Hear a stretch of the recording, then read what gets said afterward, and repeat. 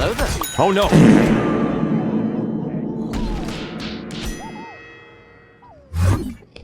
Welcome to a video on how to get good at Captain Partyman, perhaps one of the most pointless pirate variants in the game. Players who are able to master the art of consistently running out of ammo for their shotgun will realize that they can just play stock for a much better gaming experience. Let's get started. Captain Partyman is a legendary variant of the pirate class, who, as you can see, gave absolutely zero shits about blending into his environment at all. His primary weapon, like most party characters, is exactly the same as the stock's primary weapon, though with a few changes, and in Partyman's case, these changes significantly impact his performance in his base form.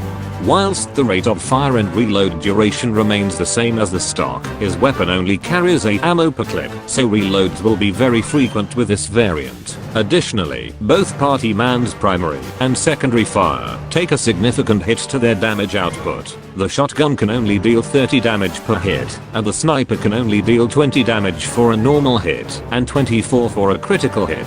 The shotgun is especially weaker, as the lower damage, in combination with the significantly lower ammo pool, means that Partyman isn't able to defend himself sufficiently at close range as other pirates, since even if you land all 4 shots with a shotgun, it will only deal 120 damage total per clip, which is just short of killing pea shooters. Anything with 175 health or more is effectively a guaranteed ticket to your fucking spawn, especially if you try to take on the barbecue tree man, who can just erase your existence with a single button press if you dare invade his space. Whilst his sniper weapon does fare a bit better, it still loses out on a significant amount of damage. This means that as a general rule of thumb, when in his base form, you should be primarily going after targets that have 150 health, or preferably lower, as so that you can kill them within your very limited ammo pool. Though higher health opponents aren't completely out of your kill potential, however, as with you being a party character, you can get credit towards your meter with sheds, so by dumping an entire clip's worth of damage into a high health opponent, as long as someone either finishes them off straight afterwards, or you end up killing them, you will always get credit towards your party time. Speaking of which, party time activates in the same way as every other party variant, in being achieved through a combination of either 5 final blows or 5 sheds. Once activated, for the next 25 seconds, you will move 50% faster, take 25% less damage, and deal 25% more damage. The speed and damage buffs given during this time does make it so that you can much more easily take advantage of your shotgun's limited range, especially since the enhanced speed will allow you to play extremely aggressively and chase down your enemies. Since Partyman can get his meter from shared kills, however, it does also open up some new strategies that come with its own set of strengths and weaknesses.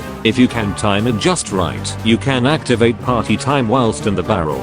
This grants you both the speed and damage buffs within the barrel, which can allow you to play extremely aggressively, though it does come at a great cost. Because of how PopCap coded the game, any new instance of damage resistance that is applied will overrule the current existing damage resistance, regardless of its value. What this means is that the barrel's high damage resistance of 81.2% gets overruled by party time's damage resistance of only 25% when party time is activated. This makes getting party time whilst in the barrel a double-edged sword, as whilst you can move faster and deal a maximum of just under 200 damage, you do not have the barrel's extremely high damage resistance to save you from incoming fire.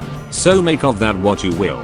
However, if you have party time and then you go into the barrel, you will instantly lose it, so make sure to time it correctly if you plan on doing this risky strategy. One last thing to keep in mind is that kills with the parrot will contribute progress to your party time, though the parrot will not be able to receive any of its buffs. So if you suddenly hear party time's music playing upon securing a kill, leave the parrot immediately, or else you will miss out on party time.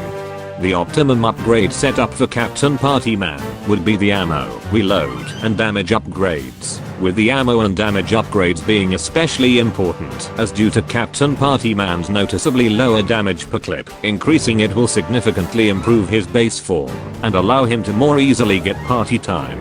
In terms of strengths, Captain Partyman, like every other party character, doesn't need to completely finish off his foes for party time, allowing his teammates to finish them off and still get credit towards his meter, which can allow him to utilize party time's speed and damage buffs whilst in his barrel. However, Captain Partyman in his base form is essentially a much weaker version of stock, especially since his shotgun is limited to only 4 uses before needing to reload, which makes him much weaker in close range gunfights. Additionally, party time removes the barrel's high damage resistance if triggered whilst inside it, so you will not have the barrel's damage resistance and will have to plan carefully.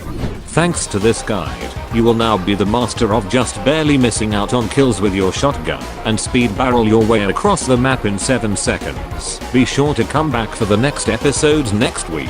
Thanks for watching, and don't forget to subscribe for more shit like this. Have fun.